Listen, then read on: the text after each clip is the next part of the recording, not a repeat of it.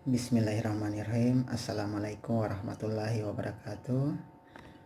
Salam sejahtera bagi kita semua. Semoga kita selalu dalam lindungan Allah Subhanahu wa taala, baik diri kita maupun keluarga kita dijauhkan dari segala penyakit yang menular ataupun yang berbahaya, terutama dalam hal ini penyakit corona, wabah COVID-19. Baiklah, pada kesempatan pagi ini saya akan menyampaikan materi tentang sholat.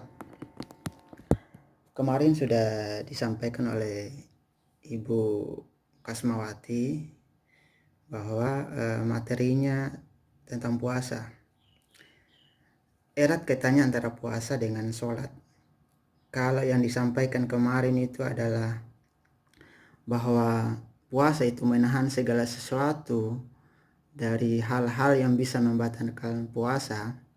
Kalau sholat juga kurang lebih seperti itu, di mana dalam penyelenggaraannya dari awal kita mulai takbir sampai dengan kita salam tidak boleh ada makan dan minum, dan tidak boleh ada aktivitas lain selain gerakan sholat.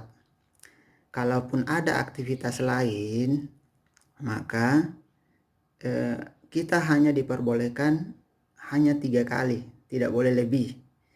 Jadi misalnya kalau kita sholat, kita sendiri sholat, kemudian ada yang tiba-tiba ketuk pintu kamar kita. Yang pertama kita harus lakukan adalah kita harus membesarkan bacaan kita supaya orang di luar itu tahu bahwa kita sementara sholat. Dan kalaupun itu tidak berhasil, maka kita boleh melangkah ke pintu untuk membukakan pintu sebanyak 3 kali.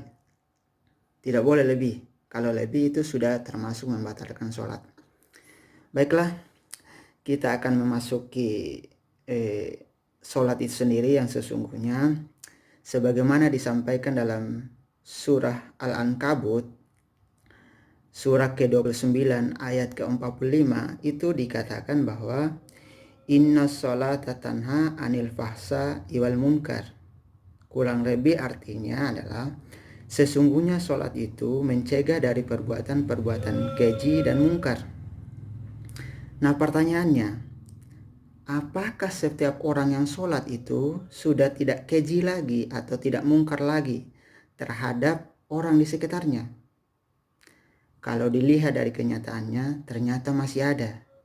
Nah, ayat ini maksudnya apa? Nah, baiklah, saya akan mencoba memaparkan apa maksud ayat ini. Yang pertama adalah bahwa kalau maksudnya adalah yang pertama, kalau ayat ini yang pertama itu kalau kita senantiasa sholat, maka tidak ada waktu kita untuk melakukan kekejian atau kemungkaran di atas muka bumi ini, baik terhadap sesama makhluk maupun terhadap alam sekitar. Kemudian yang kedua adalah makna yang intisarinya adalah bahwa kalau kita betul-betul sholat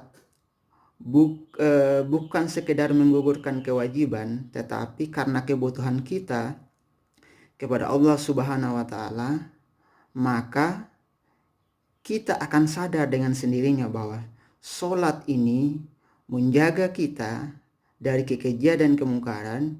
Jadi setiap kali kita melangkah pada hal-hal yang dilarang oleh Allah, maka kita akan ingat sholat kita, terutama yang berkaitan dengan ayat ini, bahwa dapat mencegah dari perbuatan keji dan mungkar.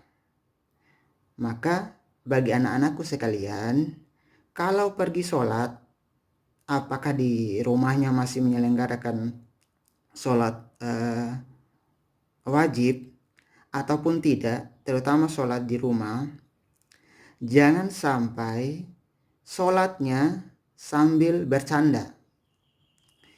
Misalnya adiknya lagi ruku, kemudian dikasih geli-geli perutnya, tidak boleh.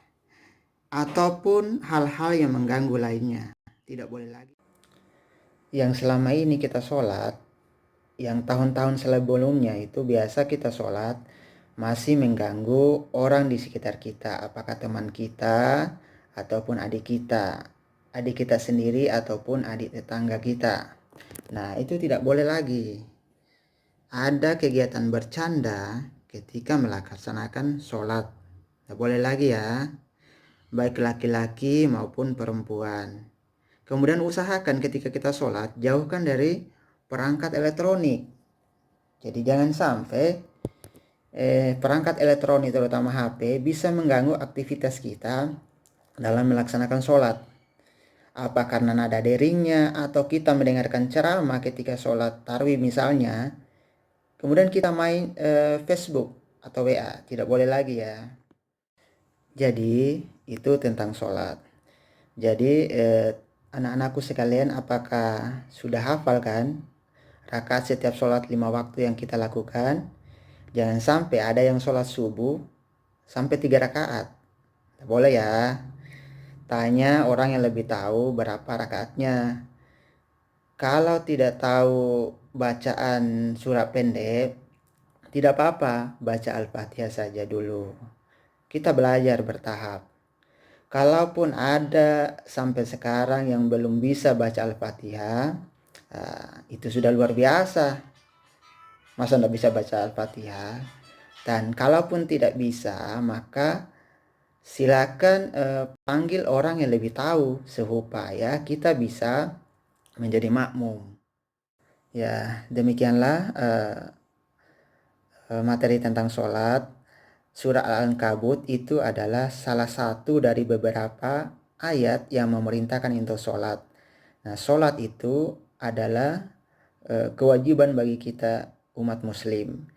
Dan sholat itu merupakan pembeda antara kita, orang muslim,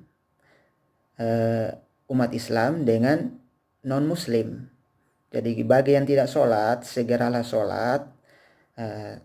Dan bagi yang belum akil balik, belajar baik-baik tentang sholat. Dan kelas 4, kelas 5 yang sudah mau masuk akil balik, tidak boleh lagi, karena kalau sudah masuk akil balik, itu adalah kewajiban mutlak bagi kita untuk sholat. Jadi dosanya bisa ditanggung sendiri, dan orang tua tak bisa ditarik dari surga kalau kita tidak sholat nantinya, karena orang tua harus bertanggung jawab juga karena mungkin tidak pernah mendidik anaknya.